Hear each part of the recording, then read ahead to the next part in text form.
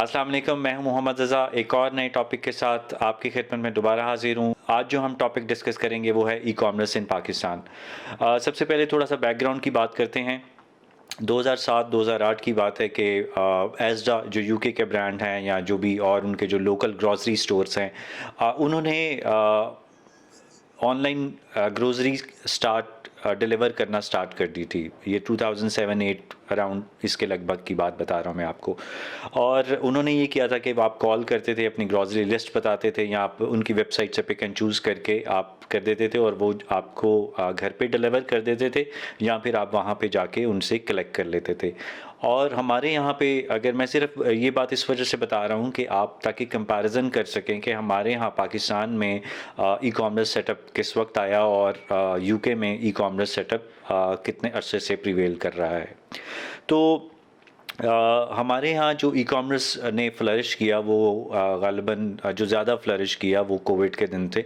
जब कोविड आया सब कुछ बंद हो गया। अब लोगों को ज़रूरियात ज़िंदगी ज़ाहिर सी बात है ख़रीदना है, आप बाहर नहीं जा सकते, लॉकडाउन लगा हुआ है, बाहर जाएंगे तो मसले मसाइल स्टार्ट हो जाएंगे। फिर आहिस्ता आहिस्ता आहिस्ता लोगों ने इस तरह से करना शुरू किया कि जी ठीक है जी, आप हमें कॉल कर दें, हम आपके घर पे डिलीवर कर देंगे। जी फ़ोन आपका ख़राब हो गया है, जी वो बंदा आ जाएगा, बंदा आके आपके वहाँ पे सामने बैठ के फ़ोन रिपेयर कर देगा। तो इस तरह की सर्विसेज, ऑनलाइन सर्विसेज का रिवाज कोविड के ज़माने में बढ़ना शुरू हो गया।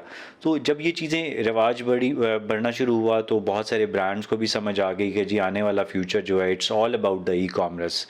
और उन्होंने उसके ऊपर वर्किंग स्टार्ट कर दी। बहुत सारे जो ब्रांड, जो वेल ऑफ ब्रांड थे, उन्होंने जो अफोर्ड कर सकते थे वो उन्होंने इमीडिएटली एक्शन लिए और अपनी वेबसाइट्स डेवलप की, अपने ई कॉमर्स के सेटअप डेवलप किए, एसओपीज़ डेवलप किए और अपनी ई कॉमर्स या ऑनलाइन सेलिंग स्टार्ट कर दी। वट एवर द सर्विसेज, आप चाहे कपड़े बेच रहे थे, चाहे खाना बेच रहे थे, चाहे कुछ आप कोई मोबाइल रिपेयरिंग या कंप्यूटर रिपेयरिंग की चीज़ कर रहे थे, तो वो आप उन्होंने ऑनलाइन उसको स्टार्ट कर दिया। जब हम ई कॉमर्स की बात करते हैं तो उसी दौरान बहुत सारी कंपनीज जो कि फ्लरिश कर रही थी, उसमें अब कोविड के ज़माने से लेके ऑनवर्ड आपको फिर ज़रूरत पड़ी आपके ग्रोसरी स्टोर्स की भी। ग्रोसरी स्टोर्स ने, बहुत सारे स्टोर्स ने अपने आप तमाम सेटअप्स को ऑनलाइन कर दिया। एक बहुत बड़ा फूड डिलीवरी जाइंट जो है उसने अपने कोरियर ग्रोसरी सर्विसेज स्टार्ट की। एक और कंपनी आई एयरलिफ्ट के नाम से, उसने ग्रोसरी सर्विसेज स्टार्ट की। और एक आदि और कंपनीज थी जो कि जिन्होंने अपनी ग्रोसरी सर्विसेज स्टार्ट की। एयरलिफ्ट ने बाद में अपने ऑपरेशंस जो हैं बंद कर दिए। अब जब एयरलिफ्ट ने अपने ऑपरेशंस बंद किए तो बहुत सारी कोरियर कंपनीज या जो बहुत सारे लोग और इसके अंदर जंप इन करना चाहते थे या इस इकोसिस्टम का हिस्सा बनना चाह रहे थे ग्रोसरी स्टोर्स के अंदर, उन्होंने ये सोचा कि जब एयरलिफ्ट जैसी कंपनी बंद हो सकती है तो हम तो बहुत छोटे छोटे से इन्वेस्टमेंट हैं या बहुत छोटे स्टार्टअप है, तो मेरे ख़्याल से ये एक अच्छा डिसीजन नहीं होगा। और उन्होंने क्या किया कि अपना रोल बैक कर लिया, जो भी सिस्टम था उन्होंने रोल बैक कर लिया। तो मेरे ख़्याल से बजाय इसके कि आप एक कंपनी का क्लोजर देखें कि जी उस कंपनी ने अपने क्लोजर कर दिया अपने ऑपरेशंस को, उसका बैकग्राउंड देखें कि उन्होंने क्लोजर क्यों किया। अभी भी इस ग्रॉसरी स्टोर्स के अंदर इतना ज़्यादा स्कोप अवेलेबल है कि आपके घर में हो सकता है कि आपके घर में ज़रूरत पड़ रही हो, आप घर से, आप ऑफिस से निकले हैं, आप थके हुए हैं, आपका नहीं दिल चाह रहा है कि आप यार रास्ते में रुके हैं वो चीज़ें लें, आप वहाँ घर ऑफिस में बैठे बैठे अपनी एक ऐप के थ्रू या वेबसाइट के थ्रू आप अपना ग्रॉसरी का ऑर्डर करते हैं और वो ग्रॉसरी आपको बग़ैर किसी तरद्दुद के, बग़ैर किसी एफ़र्ट के, आपकी अपनी एफ़र्ट के वो आपके घर पे डिलीवर हो जाती है।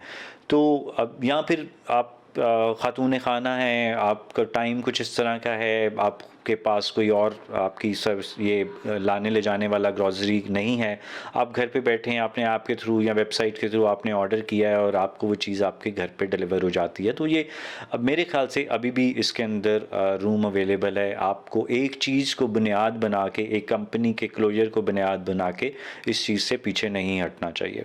खैर अब हम बात करेंगे पाकिस्तान में ई कॉमर्स इतना ज़्यादा सफ़र क्यों कर रहा है। सफ़र इन अ सेंस के बहुत सारे लोग हैं अभी भी ई कॉमर्स से बहुत ज़्यादा बदज़न हैं। उसकी मेजर वजह जो है वो ये है कि पहली बात है कि आपको पाकिस्तान में बहुत मुहतात होना पड़ता है कोई भी चीज़ ऑनलाइन परचेज़ करने से। बहुत सारे स्कैम्स हैं, बहुत सारे मामलात इस तरह के हैं, मेरे कुछ इस तरह की एग्ज़ाम। मैं खैर इस टॉपिक को थोड़ा-सा मैं लिमिटेड कर लेता हूँ कि बहुत एक लंबा ये टॉपिक हो सकता है। मैं टॉपिक को महदूद इस वजह से इस तरह से कर लेता हूँ कि मैंने अगर कोई 100 ऑर्डर्स या लेट्स से कि 10 ऑर्डर्स अगर मैंने ऑनलाइन से शॉपिंग की है, तो उसमें से 99.9% मेरा जो सेटिस्फेक्शन रेट है वो इट्स ऑल गुड। हाँ, एक आध दफ़ा ज़रूर ऐसा हुआ है जिसकी वजह से बाकी लोग भी बदज़न होते हैं कि आपने प्रोडक्ट चीज़ ऐसी दिखाई हुई है अपनी वेबसाइट के ऊपर, या एक बड़े लीडिंग ब्रांड जो आपको ग्रोसरी स्टोर है या जो इलेक्ट्रॉनिक्स बेचता है, या आप ये कह लें कि मार्केट प्लेस है, उसमें एक चीज़ बहुत ज़बरदस्त लगी हुई है। एक बंदा जाता है वहाँ पे जाके ऑर्डर करता है, और वो जब चीज़ उसके घर पे डिलीवर होती है या उसके जो भी डेस्टिनेशन उसने दिया है वहाँ पे डिलीवर होती है, तो वो चीज़ वो होती ही नहीं है जो वो तस्वीर में दी होती है। तो ये एक जो फैक्टर है कि पाकिस्तान में ई कॉमर्स के फेलियर का, ये एक बहुत मेजर फैक्टर है कि कंपनीज़ ने या जो ई कॉमर्स स्टोर्स हैं उन्होंने अपना ई कॉमर्स का जो ट्रस्ट लेवल है अपने कस्टमर्स के लिए वो इस तरह से इस्टेब्लिश नहीं किया है। तो क्योंकि ई कॉमर्स के अंदर आपका ट्रस्ट फैक्टर ही बहुत ज़्यादा इन्वॉल्व होता है। और एक जो बड़ा हम यहाँ पे जो चीज़ लैक करते हैं कि हमारे यहाँ पे कंज्यूमर या कस्टमर के लिए कोई एज सच अथॉरिटी नहीं है जो उसको चेक कर सके कि जी भाई, अगर आपने एक जगह से एक चीज़ ऑर्डर की है, एक जगह से ऑर्डर की है, वो चीज़ आपके पास सही नहीं आई है, तो उसकी रिटर्न पॉलिसी किस तरह से है, कितना उसको रिटर्न कैश रिटर्न हो रहा है, या उसको चीज़ वो प्रोडक्ट सही भी मिल रही है या नहीं, तो इस तरह का नहीं है। अगर आप यूके की ही एग्जांपल ले लेते हैं तो वहाँ पे ये चीज़ें बहुत स्ट्रॉन्ग हैं।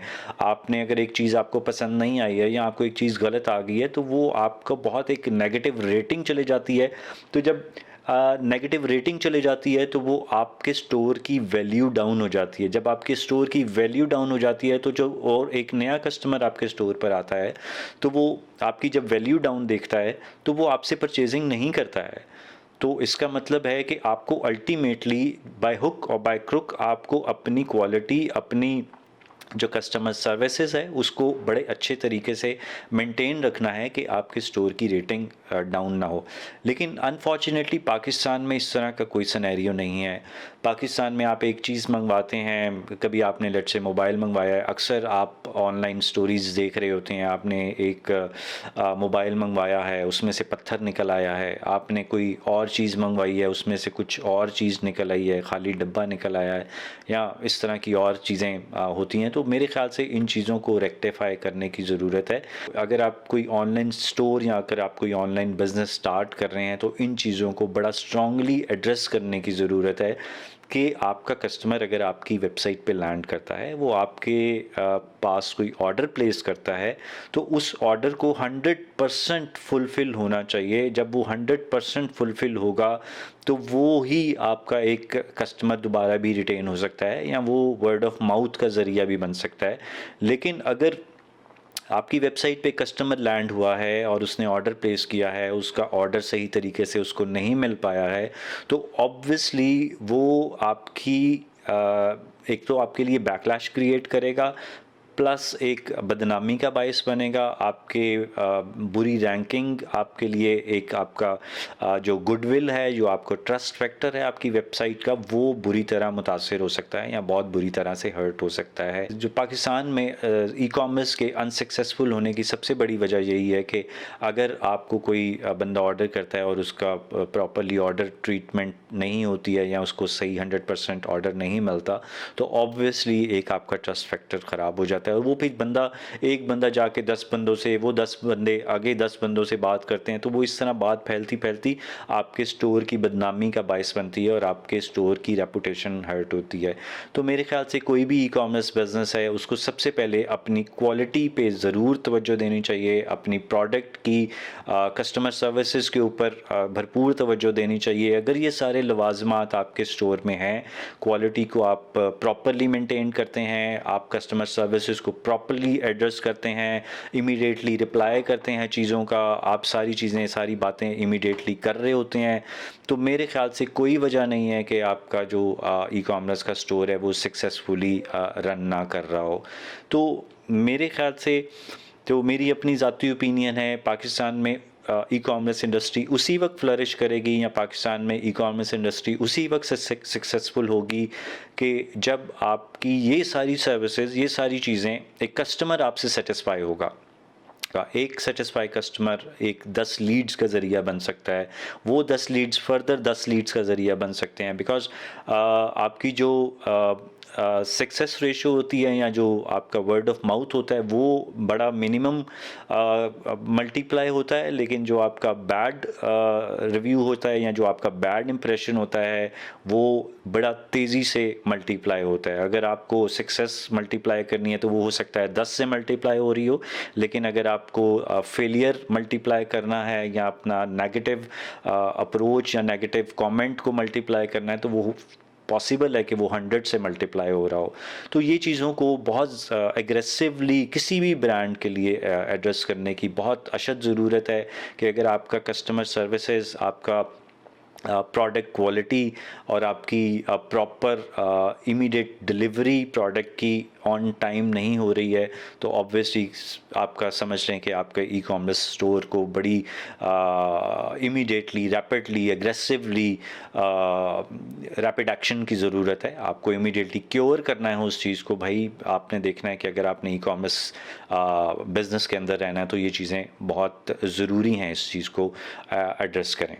तो मेरे ख़्याल से आज के टॉपिक को हम यहीं पे वाइंड अप करते हैं। मैंने इसमें आपको बताया है कि पाकिस्तान में ई कॉमर्स, थोड़ा सा मैंने बैकग्राउंड बताया है और पाकिस्तान में ई कॉमर्स इंडस्ट्री या ई कॉमर्स बिज़नेस क्यों सक्सेसफुल नहीं होता और वो कैसे सक्सेसफुल हो सकता है, ये सारी चीज़ें हमने इस वीडियो में एड्रेस की हैं। तो इंशाल्लाह ताला नेक्स्ट टाइम एक और नई वीडियो के साथ, एक और नए टॉपिक के साथ मैं आपकी खिदमत में दोबारा हाज़िर हूँगा। तब तक के लिए अल्लाह हाफ़िज़।